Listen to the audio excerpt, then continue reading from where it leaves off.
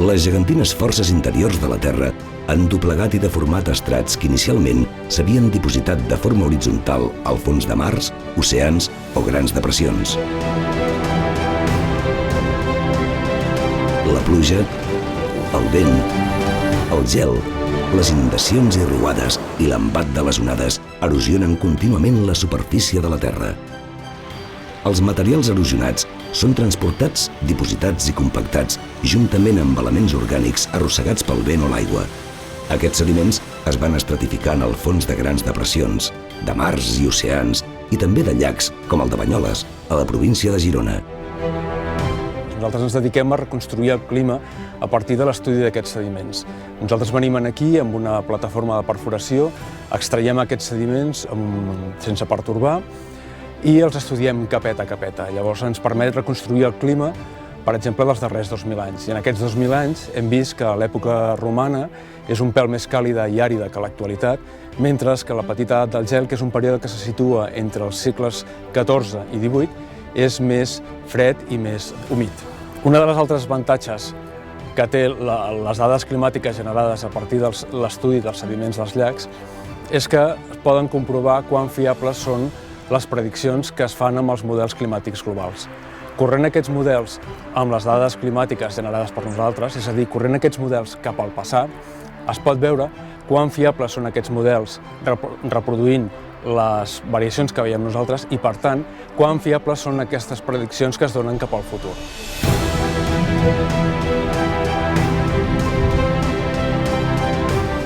Una erupció volcànica és un aconteixement geològic que és pràcticament instantani respecte al temps geològic.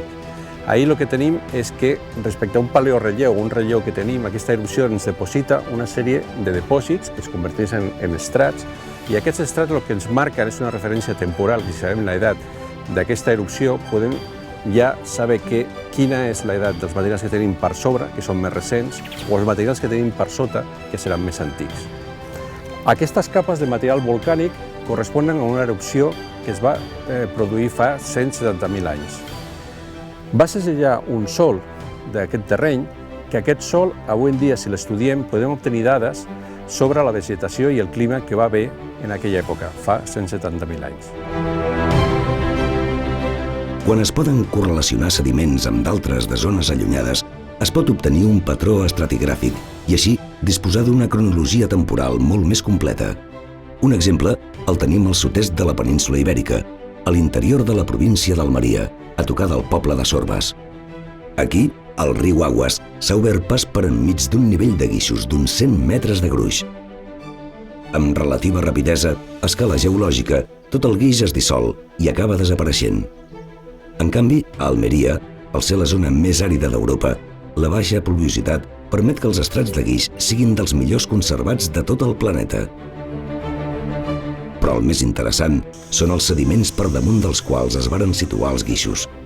Al llarg de centenars de milers d'anys, s'anaren acumulant amb un patró de ciclicitat relacionat amb oscil·lacions climàtiques cícliques que trobem tant aquí, a Almeria, com a Sicília o a Creta, és a dir, a tota la conca del Mediterrani. Aquests estrats el que són uns cicles sedimentaris, que en el fons el que reflecteixen són moments més humits o més àrids. I a més, també veiem que si te'n fixes, aquí veiem 1, 2, 3, 4 i un cinquè d'aquests cicles, 1, 2, 3, 4 i un cinquè. El que sabem és que els primers cicles, aquests petitons, de fet tenen una durada d'uns 20.000 anys i estan controlats per lo que és la precessió, o sigui la inclinació de l'eix de la Terra. I en canvi, aquests d'aquí es produeixen cada 100.000 anys i estan condicionats per la excentricitat, o sigui, el fet que sigui més o menys el·líptica l'òrbita. Això està condicionat pels cicles de Milankovitch, que de fet es produeixen avui en dia i també es produïen, els tenim enregistrats fa 6 milions d'anys, o sigui, el Messinià.